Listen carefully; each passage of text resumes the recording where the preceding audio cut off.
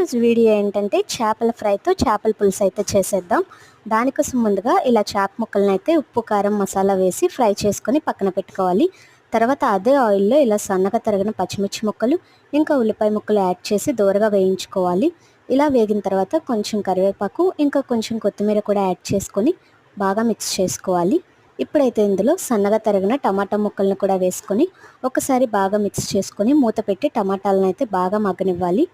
చూసారు కదా, ఈ విధంగా టమాటాలు బాగా మగ్గి ఉండాలి.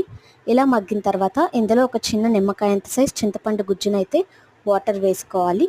దాని తర్వాత సరిపోయినంత పులుసుకి వాటర్ కూడా యాడ్ చేసుకొని ఉప్పు కారం కొంచెం చేపల మసాలా గరం మసాలా కూడా యాడ్ చేసుకోవాలి. ఇలా వాటర్ బాగా ఉడికినప్పుడు పులుసుకి ఎంత వాటర్ కావాలో అంత ఉన్నప్పుడు మనం ఫ్రై చేసి పక్కనే పెట్టుకున్న చేప ముక్కల్ని కూడా యాడ్ చేసుకోవాలి. ఇంకా లాస్ట్లో ఈ విధంగా గంటి పెట్టకుండా బాగా కలుపుకొని కొత్తిమీర వేసి దించేస్తే మన చేపల పులుసు రెడీ.